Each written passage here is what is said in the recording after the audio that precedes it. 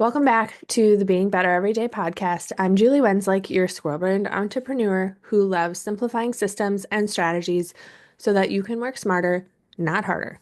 If you're a small business owner or a solopreneur, you've probably heard Pinterest is a goldmine for traffic, hopefully by me in the last couple of episodes. But here's the thing, it's not just social media, it's a search engine.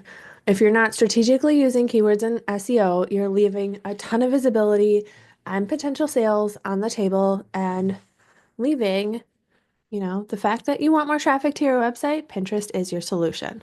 Now, if you did not listen to episodes 57, 58, 59, please go back and listen to those as they kind of like compound on top of each other. But today I'm breaking down kind of a reminder of how Pinterest actually works, and then really diving into keyword strategies to get results. And then a little bit about my batch working method so that you can show up consistently without spending hours on Pinterest because no one has the time for that. So let's get into it. I am on a journey to get better in all areas of my life, and I want to do it with you. Welcome to the Being Better Everyday podcast, where we dig deep into all the things a millennial mom needs to know. From how to juggle your passions with your full-time job, to asking the hard questions about hormones and health, and learning from one another along the way. I am Julie Wenzlik, and as a mom, business owner, and corporate girly, sometimes life can feel like a lot. So join me in the journey of being better every day, where we create habits and routines that support your life, create calm in the chaos, and put the you back in your everyday. Grab those headphones, put on your shoes, and join me on a walk while we get started with today's episode. So first of all, let's clear up the misconception that Pinterest is not another social media platform. You may use it as a social media platform in a sense that you like search for things or, maybe back in the day or when you were getting married, like obviously creating boards of inspiration. But as I've mentioned in other episodes, you'd be surprised that there is actually a ton of traffic on Pinterest. And the intent of Pinterest is to get ideas and click out. So your job is to help them find you by using the right keywords and the right places. And what does that actually mean? That means Pinterest SEO. And that's how you get discovered without really relying on that daily engagement. And, again, that's like such a blessing is the fact that you don't actually have to show up and log in to Pinterest on a daily basis because of scheduling and batch working. So, where should your keywords be? We've already talked about your profile, your board names and descriptions. And today we're going to talk about pin titles and descriptions and the text on the actual pins. Again, if you are set up right, your content keeps working for you long after you post. So head back to 59 if you want to learn about the best practices for setting up a profile and your boards. But today we're diving into those keywords and actually how to conduct the research. So how do you find the right keywords? How do you know what your ideal audience is searching for? So first of all, one of the most common recommended things is to use the Pinterest search bar. So for those of you on video today, I am going to actually share my screen today and talk that way, just because, again, then I can actually show you a practical example. So if you're listening to the podcast and you get lost or you want to see it actually, in action, go to the show notes, click on the YouTube video, and then you can watch it that way. So on Pinterest search bar, you're going to take a broad topic like meal prep, and underneath it, similar to Google, you're going to see other like words. So for meal prep, it's meal prep for the week, meal prep aesthetic, meal prep breakfast ideas, meal prep for the week, high protein, meal prep, breakfast sandwich, chicken, breakfast burritos, freezer meals, weight loss. So again, it's going from a short tail keyword to a long tail keyword. These suggested searches are what real people are looking for. Again, similar to Google, where it's going to fill in and give you kind of the long tail keywords. Another example, I recently started working with a woman who uses eyeglasses, and I will be doing her SEO audit and website update. Haven't started yet. So, again, if I type in eyeglasses into the search bar, things that come up are eyeglasses, eyeglasses for round face, eyeglasses for women trendy, eyeglasses 2022, um, eyeglasses case, eyeglasses for women over 50, that's a good one. Eyeglasses frames trendy 2025. Again, so it's giving you kind of those long tail keywords. The next thing you're going to want to do then is, so I'm going to go back to meal prep, and what you're going to want to do is click on, I'm just going to say meal prep breakfast high protein. Now, one of the things you'll see on my shared screen is this search engines and related trends. That is actually a plugin called Keywords Everywhere. So you won't see that unless you have that plugin. But when I do meal prep breakfast high protein, it also gives me related search trends of low-cal meals, adult Lunchables, healthy eating, high protein breakfast meal prep, calorie deficit breakfast. So it's giving me additional long tail keywords. And then what you're going to do is you're going to look at like what are the top pins? What are the top pins? What do they look like, right? So if we look at the top ranking pins within the meal prep breakfast high protein, I'm seeing, 30 grams of protein breakfast ideas, lazy girl meal prep, high protein meal prep burritos, and it'll show you, I think this is for everyone, like how many people have saved this pin, how many people have pinned it. It doesn't show you clicks out because that's going to be on the business owner side of things. But again, even the saves is going to be a good indication of like, okay, people like this. So I might be, thinking about if I have content around that, right? How can I replicate that content? Now, this is where we have to pause, and this is where I feel like most Pinterest marketers get it wrong because like we're going down the rabbit hole of what everyone else does, and honestly, I feel like it's backwards, and I don't feel like you should be starting with Pinterest keyword research or like specific just to Pinterest. Now, you could search on Pinterest and get blog ideas from Pinterest, which is, I mean, again, like high protein breakfast burritos is a great blog idea if you were a food person, or, breakfast meal prep ideas with 30 grams of protein. Like these are all really great blog ideas that you then obviously can replicate to Pinterest. Now, so I feel like we need to like back up. And this is how I actually approach the content with my clients now. And this is why I feel like there's some foundations you need before you really jump into Pinterest. So, first of all, backing up, what are keywords? SEO keywords are specific words or phrases that people type into search engines to find information, and obviously that includes Pinterest. Think about them as breadcrumbs that lead people to your website. So, if your website doesn't have the right breadcrumbs, keywords, no one will find you. So, when you include them in the right places on your website, more on that later, you will improve the chances of showing up with potential clients for those search terms. So here's where most small business owners get it wrong. They simply think using keywords once or twice is not enough. You have to strategically place them through your headers, body text, meta descriptions, and URLs. That is how search engines like Google know what your site is all about. And obviously, like then what you need to do is create the long form content that reinforces you're about. So I was recently talking to a client of mine who is a Reiki specialist, and she has her service page, but obviously isn't driving a ton of organic traffic at this point. And I was like, well, we really need to start thinking about your long form content ideas and how you're going to continue to drive traffic back to those service pages. Again, it's about kind of reinforcing to Google that you're an authority within whatever your service pages are about. So, why did I pause and mention this? Because I think it's a total miss if you're doing keyword research just for Pinterest. Your keyword research should start with your long form content, and then you should replicate that research into your Pinterest strategy. So, in order to best understand how to use keywords, you need to understand how to use them in general. And I'm going to use a client example here because it's easier than creating it from scratch. In this example, and again, I am sharing my screen on the other side or on video, is I am going to show you my blog research for one of my clients. So in this example, a client of mine was looking to do blog on pregnancy and chiropractic care. And that was it. Like she was like, we need to feature a chiropractor and I don't, know what to talk about.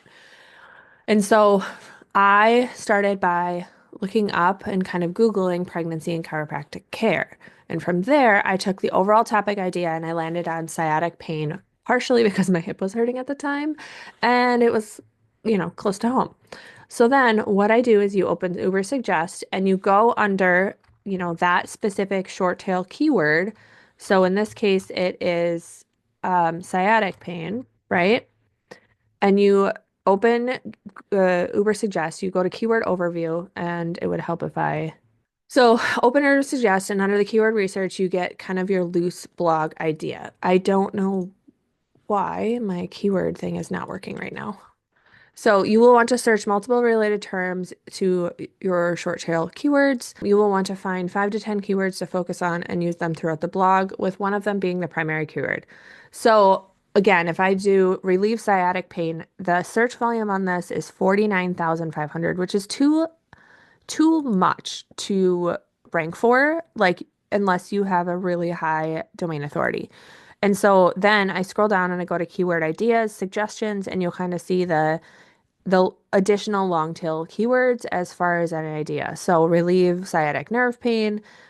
This is the one I chose for my client, relieve sciatic pain during pregnancy, relieve sciatic pain stretches. Like these, see the low competition, great volume at 2,400.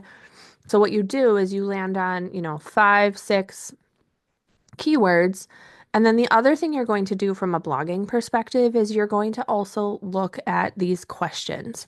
And these questions within Uber Suggest are going to be your FAQs.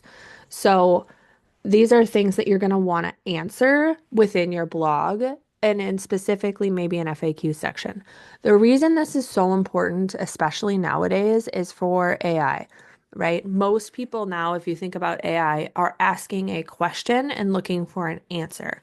So if you have that specific question in your blog, it's going to help from a, searchability perspective. So again, back over on my Canva document, you can kind of see the keyword research that I landed on and then the top blogs that are already talking about it that I supplied to my client. Now, from there, and again, you can go to the actual blog linked in the show notes too if you want to see a little bit more detail around the keyword research and images as well.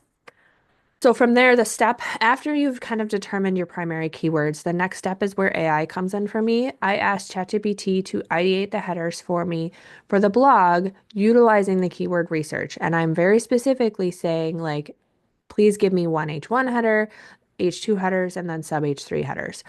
And I repeat, do not rely on ChatGPT only for your keywords. Do not. It is not good enough yet to determine good keyword based on search volume and SEO difficulty. I've seen a lot of people already talking about like, oh, get your keywords from ChatGPT. No. You may get ideas from ChatGPT, but you do need to verify the volume and SEO difficulty.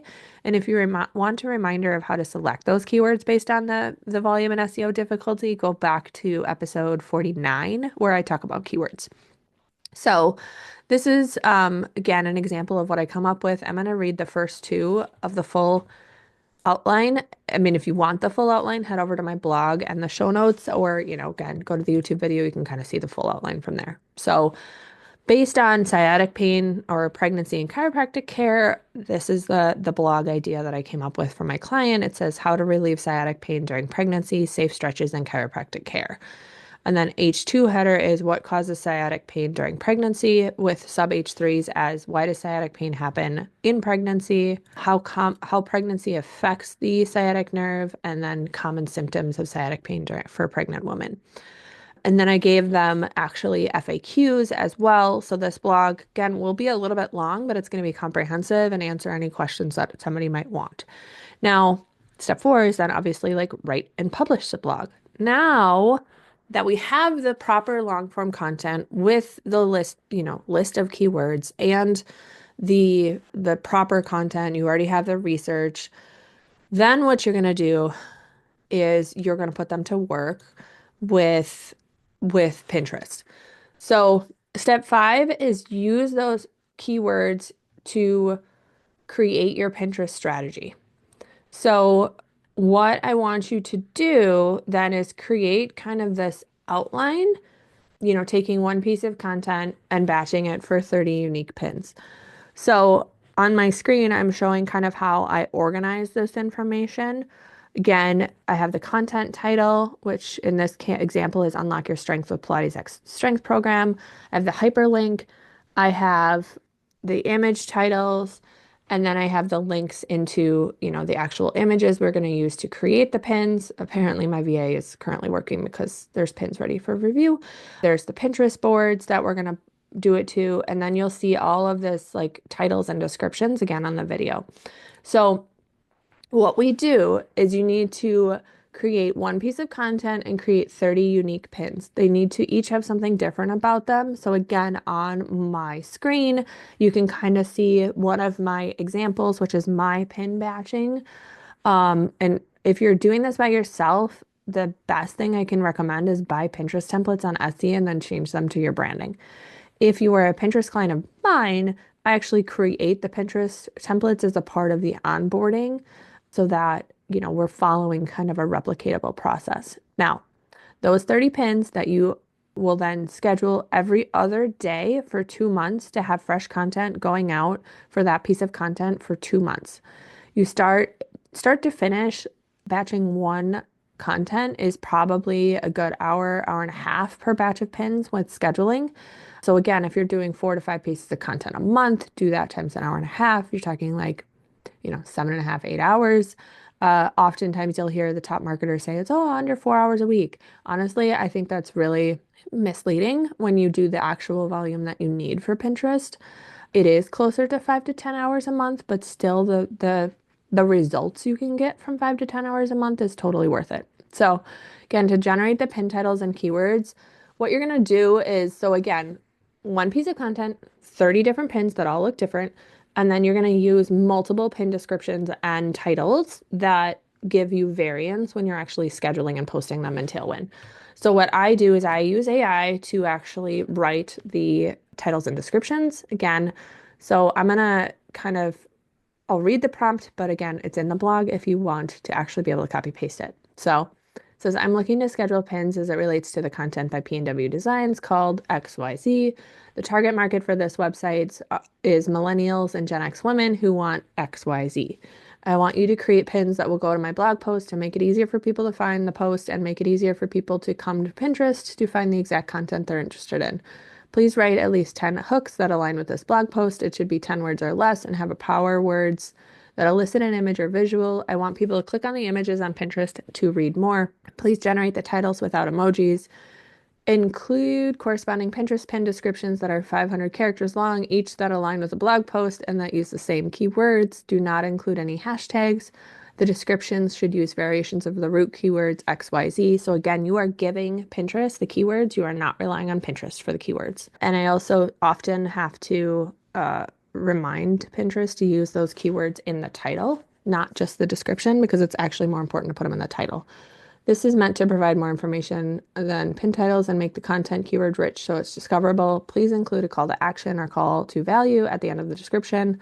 Make the CTA persuasive and interesting. Please use my business name, P&W Designs, in the description. So again, check out the blog post if you want the prompt, but you're going to be very specific on what you want it to generate from a keyword, pin title, and pin description. And then, when you're creating the pins, it's not just about the keywords, it's about the high quality, pins and making them clickable, but also like super engaging. So you want eye-catching visuals, bright, clear images, branded graphics, probably not just a pure white background. Add relatable text, again, including keywords within your pins. Make sure that the text obviously talks about what the pins are actually about. You need to stay on brand, consistent colors, font styles, so that when somebody goes to your account, that it is visually appealing. Keep titles between 60 and 100 characters. Write short descriptions, if any. Oftentimes, I'm just using the title on pins because I feel like it gets too wordy otherwise. Again, Pinterest provides fresh content, so that's why each pin needs to be unique. They prioritize, like it, even if you look at my pins, like they have to have a different color, a different image, like they cannot be duplicates or Pinterest will not pin them, actually. They will not recognize when you repin to a new board, and that used to be a recommendation for people, but it no longer sees it as fresh content. So That is kind of a high level on my keyword research strategy. Again, kind of starting with the actual long form content, replicating that into Pinterest, because otherwise, what's the point? And then using the templates to make sure that it is great batch content. So quick recap, again, Pinterest is a search engine, not social media, so treat it as such. Use its search bar and competitor pins for ideas and or long form content ideas. Then optimize your profile board and pin descriptions, and then batch your content to stay consistent without the daily effort. So all of my clients, I do batching once a month and then move on, which is really nice. It's not about the instant wins. It is built about building momentum over time. It does take 6 to 12 months to really start to see, tons of external clickouts. So again, also keep that in mind. And if you have any questions, feel free to reach out to me on social and or submit an inquiry on my website, because that's a wrap on today's episode. I hope this gave you clarity and confidence to start using Pinterest strategically instead of just hoping for the best. If you love this episode, tell me, first of all, I'd love to hear from you. Leave me a review. It helps more small business owners find this podcast, or share this episode with somebody else who may be thinking about starting on Pinterest. And if you are ready to level up your Pinterest strategy, check out the free resources on my website, because getting found online shouldn't be a guessing game. Thanks for hanging out for today's episode, and I'll catch you next time on the Being Better Everyday podcast. And that's a wrap on today's episode of the Being Better Everyday podcast. Thank you for listening. I truly appreciate each listener. If you've enjoyed the conversation, I'd love if you would leave a rating and review or share it with your bestie to help me reach more women looking to ask the hard questions and live above that status quo. To see any visuals, head over to my YouTube channel. Links, socials, and resources mentioned can be found in today's show notes. If you're looking for more, you can find me on Instagram at julie.pwdesigns, sharing the behind the scenes of my everyday life as a millennial mom, corporate girly, and small business owner. Until next time, keep on taking one step at a time towards your version of being better every day.